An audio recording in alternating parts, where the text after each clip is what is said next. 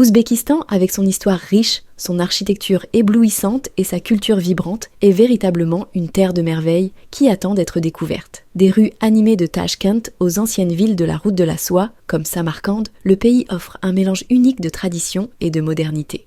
Aujourd'hui, nous explorons la vie quotidienne des Ouzbeks, où des coutumes ancestrales se mêlent au rythme d'une nation en plein développement. Alors, libérez votre esprit d'aventure et rejoignez Histoire de Poussin pour découvrir les trésors cachés de l'Ouzbékistan. Géographie et ressources. L'Ouzbékistan n'a peut-être pas de littoral, mais il se défend bien avec ses lacs et rivières situés dans ses frontières. L'un des plus importants est la mer d'Aral. Autrefois considérée comme l'un des plus grands lacs de la planète, cette mer a malheureusement rétréci au fil du temps, devenant une fraction de ce qu'elle était auparavant. Mais voici quelque chose d'incroyable. L'Ouzbékistan regorge littéralement d'or. En fait, c'est le 4e producteur mondial d'or. Il l'extrait directement du sol et ce n'est pas tout. Le pays est également riche en ressources souterraines comme l'uranium. L'Ouzbékistan est aussi connu pour ses terres fertiles et occupe le 5e rang mondial pour la production de coton. De plus, il possède d'abondantes réserves de gaz naturel, de pétrole et de charbon. Importance historique. En plongeant dans l'histoire de l'Ouzbékistan, on découvre qu'il a autrefois été le cœur battant de l'Asie centrale. Ce pays était une étape clé le long de la route de la soie, où des marchands de la Chine à l'Europe échangeaient des biens et des idées. Avec tout ce commerce, une floraison de cultures s'est produite, faisant de l'Ouzbékistan un lieu véritablement diversifié. Bien sûr, en étant une terre aussi importante, elle a attiré l'attention de grands noms comme Alexandre le Grand et Gengis Khan. Les Mongols, sous la conduite de Gengis, ont vraiment laissé leur marque sur la région, pillant et dévastant. Mais après, Gengis est venu Timur, également connu sous le nom de Tamerlan, qui a pris le contrôle. Timur était un amoureux de l'art et de la culture, attirant des érudits et des philosophes à Samarcande, qui est devenu un centre de savoir et de développement. L'une des héritages durables de Timur est la construction des magnifiques écoles islamiques, dont les madrasas de Régistan, aujourd'hui reconnues par l'UNESCO comme les premières de leur genre en Asie centrale. Aujourd'hui, l'Ouzbékistan préserve fièrement son patrimoine islamique. Ouzbékistan moderne. Avançons rapidement jusqu'à aujourd'hui, et l'Ouzbékistan est une nation indépendante prospère. Il a déclaré son indépendance en 1991, après l'effondrement de l'Union soviétique, et maintenant ses habitants sont profondément fiers de leur riche histoire et culture. Bien que Tashkent soit la capitale, d'autres villes bien connues, comme Bukhara et Samarcande, continuent d'attirer des visiteurs du monde entier. L'Ouzbékistan se situe en plein cœur de l'Asie centrale, partageant des frontières avec des pays comme l'Afghanistan et le Turkménistan au sud, et le Kazakhstan à l'ouest et au nord. Si vous prévoyez un voyage, sachez que de nombreuses nationalités peuvent visiter l'Ouzbékistan sans visa. Mais si vous envisagez d'y vivre ou d'y travailler, vous devrez obtenir un permis de résidence et un visa de travail. Pour vraiment vous intégrer, l'apprentissage de l'ouzbek, la langue officielle, est essentiel, bien que le russe soit également largement parlé. Plus de 90% de la population est musulmane, faisant de l'Ouzbékistan un pays d'Asie centrale qui embrasse fièrement l'islam. Dynamique sociale et culturelle. L'Ouzbékistan est un pays moderne où les gens sont libres de choisir comment ils s'habillent et ce qu'ils croient. Ces influences culturelles sont plus proches du Kazakhstan et de la Russie que du monde arabe. Malgré la proximité avec l'Afghanistan, l'Ouzbékistan est en réalité un endroit très sûr et vivable, l'un des meilleurs d'Asie centrale. En fait, si vous gagnez des dollars américains ici, vous pouvez vivre comme un roi. Le pouvoir de l'argent va loin en Ouzbékistan, comme ailleurs. Lorsque vous échangez seulement 100 $, vous vous retrouvez avec des liasses de Sums Ouzbeks. C'est incroyable jusqu'où votre argent peut aller. Tradition culinaire et marché. L'une des premières choses qui vous frappe lorsque vous visitez l'Ouzbékistan, ce sont les bazars animés, les marchés colorés et l'odeur irrésistible du pain frais. Il y a des boulangeries partout, et les gens sont passionnés par la fabrication du pain. Vous trouverez toutes sortes de pains avec des saveurs uniques que vous n'avez jamais goûtées auparavant. Le meilleur dans tout ça ? Vous pouvez obtenir une délicieuse miche pour seulement $1.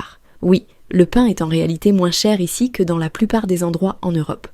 Si vous aimez la viande, l'Ouzbékistan est un paradis. La viande occupe une place centrale dans leur culture culinaire. Et vous pouvez obtenir des brochettes de première qualité pour environ $3. Et voici un fait amusant. Lorsque vous visitez les marchés, dès que vous croisez le regard des vendeurs, ils vous offriront des échantillons gratuits. C'est leur façon de montrer leur confiance dans la qualité de leurs produits. et c'est un excellent moyen de conquérir des clients. Hospitalité et arnaque. Les Ouzbeks sont célèbres pour leur chaleureuse hospitalité et leur amabilité sincère. Leurs marchés, avec leurs étals colorés, rappellent ceux de Mongolie. En vous promenant dans les bazars, vous remarquerez les sourires des gens et l'étincelle amicale dans leurs yeux. Mais, comme partout ailleurs dans le monde, il y a un revers. Certaines personnes, en réalisant que vous êtes un touriste, peuvent essayer de profiter de votre manque de familiarité. Cela n'est bien sûr pas unique à l'Ouzbékistan, cela arrive partout. Par exemple, un chauffeur de taxi pourrait vous facturer 3 fois le tarif habituel. Ou, dans des endroits comme Bukhara et Samarcande, où l'entrée des musées est gratuite, quelqu'un pourrait se faire passer pour un officiel et essayer de vous faire payer. Et dans les boutiques de souvenirs, on pourrait vous proposer des prix beaucoup plus élevés qu'ils ne devraient en l'être. Il s'agit de rester vigilant et de ne pas tomber dans ces petites arnaques. Conseil de voyage pour l'Ouzbékistan. Lors de la visite d'un nouveau pays, il est toujours judicieux de se connecter avec un guide local avant de commencer votre aventure. De cette façon, vous vivrez une expérience plus authentique et éviterez les erreurs courantes. En Ouzbékistan, peu importe d'où vous venez, vous serez chaleureusement accueillis. Les habitants sont vraiment heureux de rencontrer des touristes. Dans les zones rurales, les familles vous invitent souvent chez elles, vous offrent de la nourriture et vous traitent comme un membre de la famille. C'est une expérience réconfortante. La cuisine ouzbèque est inoubliable, notamment leurs plats de viande savoureux avec du riz. Si vous aimez le thé, vous vous sentirez comme chez vous. Les gens boivent du thé noir et du thé vert toute la journée, souvent en y ajoutant du citron ou d'autres saveurs. La viande de cheval et le koumis sont également populaires. Et lorsque vous visitez une maison, surtout un appartement, n'oubliez pas d'enlever vos chaussures à l'entrée. À Tachkent, parler russe vous aidera à nouer rapidement des liens avec les locaux, car c'est une langue largement parlée au quotidien. Si vous prévoyez de visiter l'Ouzbékistan en plein été, préparez-vous à une chaleur extrême. Des villes comme Tachkent et Samarcande peuvent atteindre des températures de plus de 50 degrés Celsius. Une meilleure période pour visiter est d'août à novembre, lorsque le temps est plus agréable. En plus, vous trouverez des fruits et des noix frais à des prix très abordables. Patrimoine architectural et tourisme. Si vous êtes passionné d'architecture ou aimez capturer de beaux moments, la chaleur de l'Ouzbékistan ne vous arrêtera pas. Le riche patrimoine historique du pays, façonné par la route de la soie, en a fait une destination touristique incontournable en Asie centrale.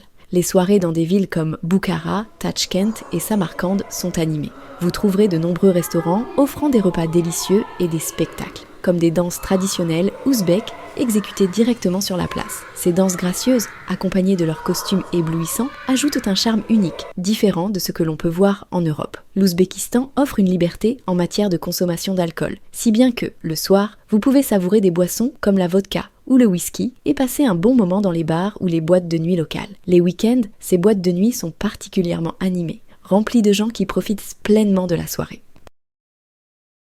Le tremblement de terre de 1966. Tachkent a subi un tremblement de terre catastrophique en 1966, d'une magnitude de 8, qui a détruit plus de 36 000 bâtiments et laissé 300 000 personnes sans abri. Les répliques ont été presque aussi fortes, atteignant des magnitudes de 2,7. Les habitants de Tachkent ont qualifié cette période de « vivre sur le dos d'un chameau en colère ». Avec l'aide de l'Union soviétique, Tachkent a été reconstruite, et aujourd'hui, elle est une ville moderne avec son propre système de métro. À Tachkent, la plupart des bâtiments résidentiels sont hauts de 4 à 5 étages, une conception qui est apparue après le tremblement de terre de 1966. Ces bâtiments sont généralement composés de petits appartements, comportant en général 2 pièces, un salon et une chambre couvrant environ 70 mètres carrés. Cependant, après la mobilisation de la Russie contre l'Ukraine, des centaines de milliers de Russes ont migré vers l'Ouzbékistan. En conséquence, les prix des loyers pour ces appartements modestes ont grimpé en flèche, les propriétaires demandant désormais au moins 500 $ par mois. Transport et véhicules. En explorant les rues, vous remarquerez rapidement quelque chose d'intéressant. Presque toutes les voitures sur la route sont des Chevrolet. Cela s'explique par un partenariat spécial entre l'Ouzbékistan et Chevrolet, qui permet au pays de produire des voitures plus abordables pour ses citoyens. Ainsi, les véhicules Chevrolet dominent les routes ici. Une grande partie de l'Ouzbékistan est composée de zones montagneuses et désertiques, et de nombreuses personnes vivent enfouies dans des régions rurales. Dans ces zones, des sports traditionnels comme l'équitation sont toujours pratiqués, préservant ainsi un héritage culturel transmis de génération en génération. Nourriture traditionnelle et culture culinaire. Dans les zones rurales, la viande est un aliment de base dans les repas quotidiens, et de nombreux plats traditionnels incluent enfin de la viande de cheval. La viande est souvent mélangée au riz, et même la graisse est utilisée dans la fabrication du pain. L'un des plats les plus populaires en Ouzbékistan rural est le pilaf ouzbek. Ce plat ne se limite pas à l'agneau, il est également préparé avec des ingrédients comme des pois, des raisins secs et de l'ail, créant ainsi un repas riche et savoureux. La ville de Khiva et le patrimoine historique. Si vous êtes passionné par l'architecture historique, Khiva est une destination incontournable en Ouzbékistan. Cette ville, préservée depuis le VIe siècle, compte très peu de bâtiments modernes, conservant ainsi son charme ancien authentique. Les artisans de Khiva créent encore des objets reflétant la riche histoire de la ville, offrant une expérience unique aux visiteurs. L'Ouzbékistan est une terre de chaleur, de culture riche et de grande importance historique. La monnaie locale est le som, avec un dollar équivalent à 12 250 soms. Le pays est un important producteur de coton et de blé, et de nombreux Ouzbeks travaillent à l'étranger, envoyant de l'argent pour soutenir leur famille. L'Ouzbékistan est également célèbre pour son tissage de tapis. Bien que beaucoup pensent à l'Iran pour les tapis, l'Ouzbékistan excelle aussi dans cet art. Les femmes ouzbèques qualifiées tissent à la main des tapis complexes, qu'elles vendent dans les bazars locaux, perpétuant ainsi cet artisanat traditionnel. Observer la fabrication du pain ouzbek est aussi fascinant que de le goûter. Les boulangers mettent tout leur cœur dans chaque miche, produisant un pain plus nourrissant et plus consistant que le pain ordinaire. On dit que les soldats ouzbeks emportaient ce pain à la guerre car il pouvait se conserver jusqu'à 1 mois sans se gâter. Les boulangers ouzbeks produisent environ 8000 miches par jour, un témoignage de la popularité et de l'importance du pain. Culture de la street food. L'Ouzbékistan est un paradis pour les amateurs de bonne nourriture, et il ne s'agit pas seulement de son célèbre pain. Ce pays, connu pour son appétit robuste pour la viande, est fier de sa street food, offrant certains des plats les plus savoureux d'Asie centrale.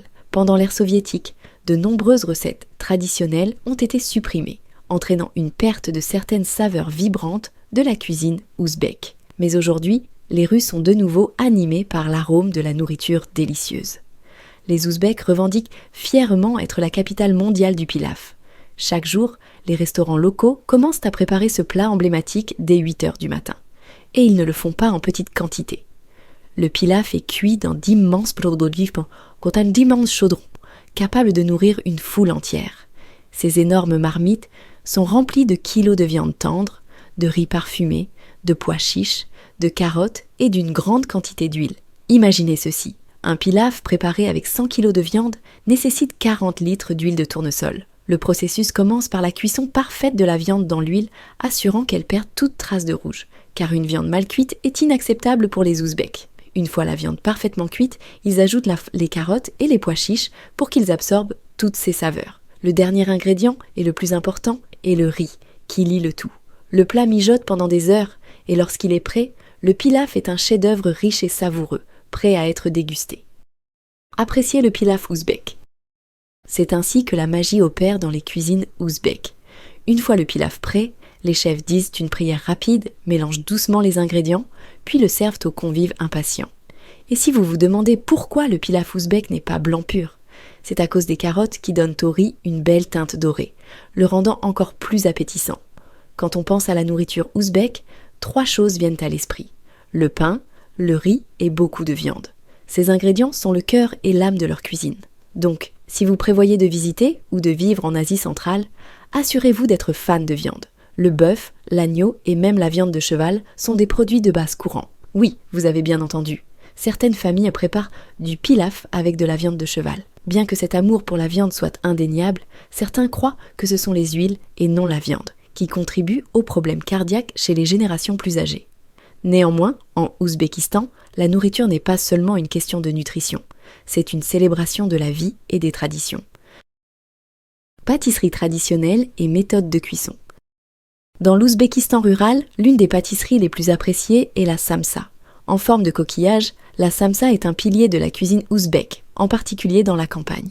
Ici, les gens sont fiers de cuire leur propre pain et leur pâtisserie, plutôt que de les acheter. De nombreuses familles dépendent encore des fours traditionnels à feu ouvert, plutôt que des cuisinières à gaz moderne pour cuisiner. Cette méthode utilisant un four fermé, souvent appelé tandoor, joue un rôle crucial dans la création des saveurs authentiques de la nourriture ouzbèque. Ces fours sont utilisés pour cuire une variété de pains et de pâtisseries, y compris la samsa, qui est généralement remplie de poulet ou d'autres viandes. Le goût est inégalé, grâce à cette technique de cuisson ancienne qui continue de prospérer dans les foyers ruraux. Vie quotidienne en Ouzbékistan.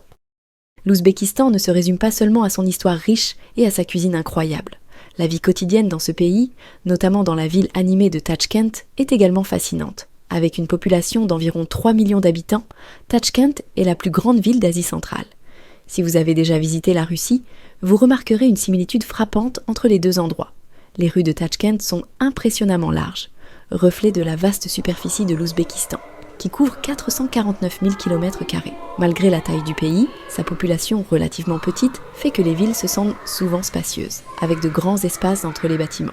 L'architecture, elle aussi, ressemble à celle des villes russes, et vous pouvez même apercevoir des terrains de jeu datant de l'ère soviétique dans certains quartiers plus tranquilles de la ville. Influence culturelle russe. Cette influence russe n'est pas surprenante, étant donné l'histoire de l'Ouzbékistan en tant que partie de l'Union soviétique. Vous constaterez que de nombreux pays de l'ex-URSS partagent des structures et des paysages similaires. De plus, la langue et la culture russe continuent d'exercer une influence importante ici. Dans la capitale, il est courant de voir des panneaux en ouzbek et en russe, surtout à mesure que de plus en plus d'immigrants russes s'installent en Ouzbékistan. Vous pouvez même repérer des textes russes en bonne place dans les librairies locales, un rappel clair des liens étroits entre les deux cultures. Vendeurs de rue et autres observations.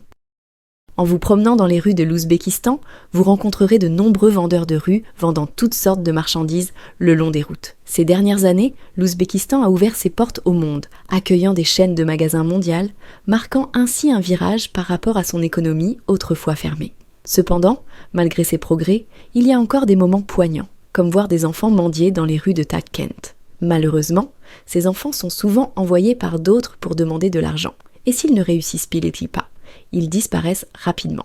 Une autre vue curieuse que vous rencontrerez est celle de pigeons colorés. À première vue, vous pourriez penser que ces oiseaux font partie d'une espèce rare, mais en réalité, ils ont été peints. Les personnes qui les nourrissent utilisent les oiseaux comme moyen de gagner de l'argent.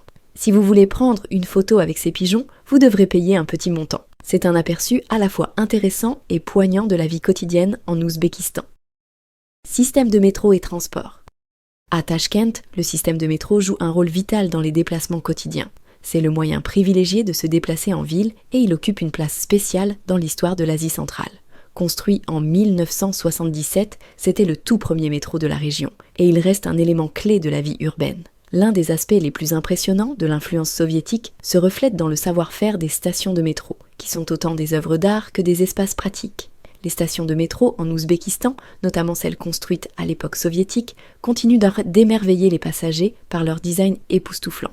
Pour les trajets entre les villes, les trains sont un choix courant en Ouzbékistan. Le personnel de ces trains, souvent masculin, est réputé pour ses uniformes impeccables et son professionnalisme. Cependant, malgré cette éthique de travail, le salaire moyen en Ouzbékistan peut être assez modeste. Le salaire minimum est d'environ $320, tandis que de nombreux travailleurs gagnent environ $500 par mois. En raison de cela, de nombreux jeunes cherchent de meilleures opportunités à l'étranger, souvent en Europe ou aux États-Unis, pour des emplois mieux rémunérés.